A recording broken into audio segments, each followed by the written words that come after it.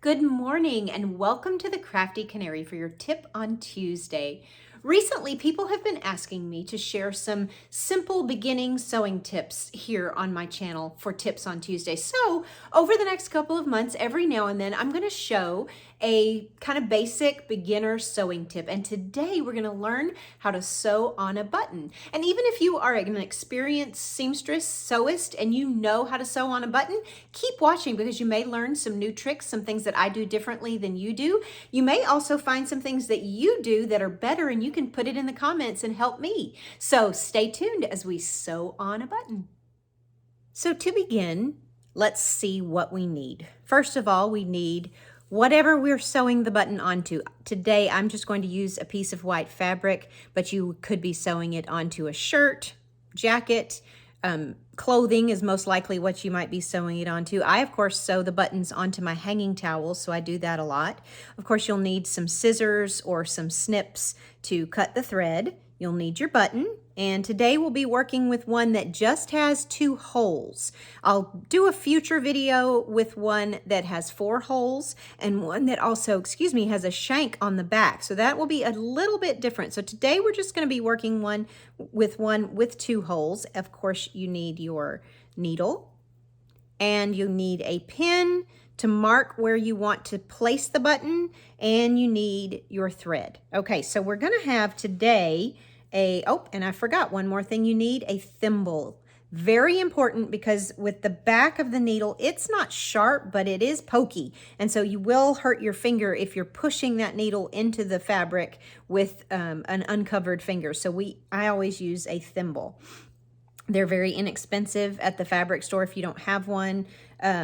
But I would highly suggest getting one. Even if you're just doing this when you lose a button off a shirt, it's good to just have one handy. So I'm going to thread my needle, I can't talk today, with my thread doubled. So I have 2 strands of thread. I go in with the cut ends of the thread here, and I go into the eye. Of course, this is probably the hardest part, especially as you get older and your eyes begin to, get less able to see. And then I go so that the loop end is here, where it's hanging loose, and I tie those ends there. So I just basically take it, wrap it around my fingers, and kind of roll it, and then pull that through, and I have a knot. Now we're going to do something to secure that knot, but that's how I make the basic knot. And then I'm going to mark where I want to place my button, and of course on this, I'm just going to put it kind of in the middle. I'm just going to pin it where I want it. Now, if you're doing this on a shirt, on a jacket, you'll probably have some marks, some indentations where the button already was.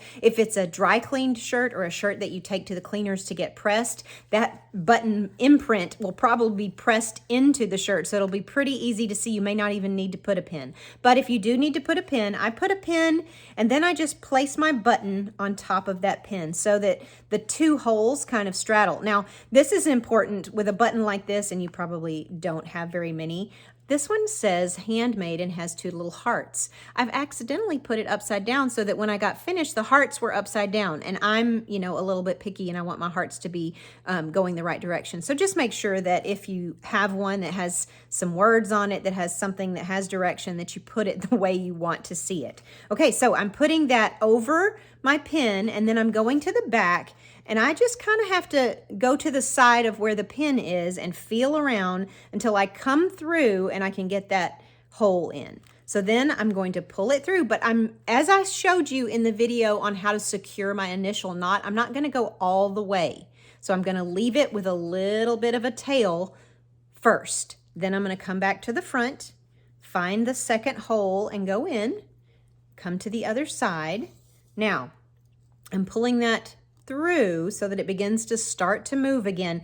And then I'm going to go through my loop that is made by that knot. It's kind of hard to find it again with these aging eyes, but I go through that loop, and that's going to secure my knot. If you're still a little unsure about your knot staying, you can even go ahead and do like you would do the end knot, which I also have a video for. I'll try to link that up there. I don't know if I can link 2 videos, but I'll try to.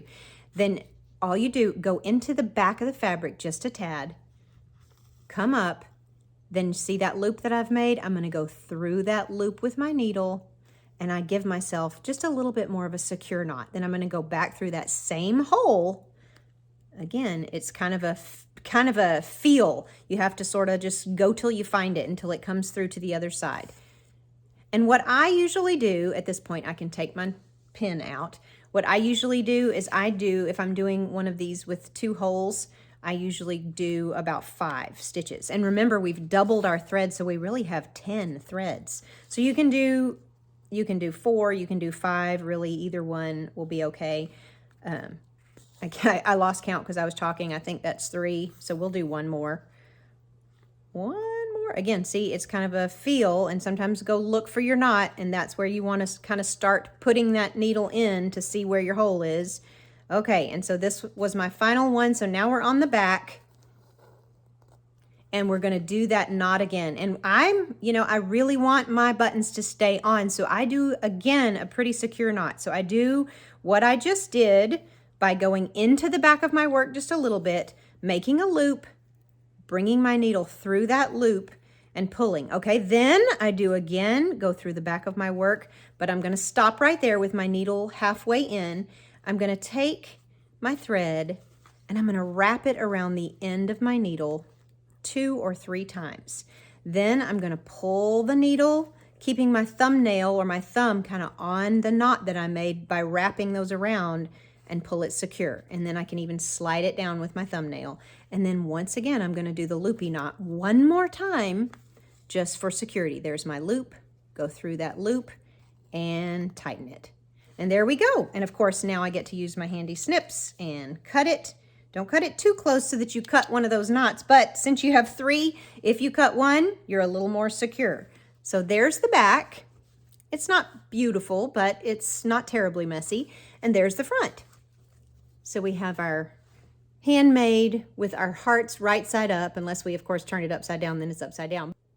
I hope you enjoyed this tip on Tuesday and that it was helpful for you. Again, if you have any better tips and tricks and ideas, please put them in the comments and share them with all of us. And if you enjoyed this, please subscribe to my channel. Hit that notification button so you can get notifications when I post new videos. And come back next week for another great tip on Tuesday. See you next time.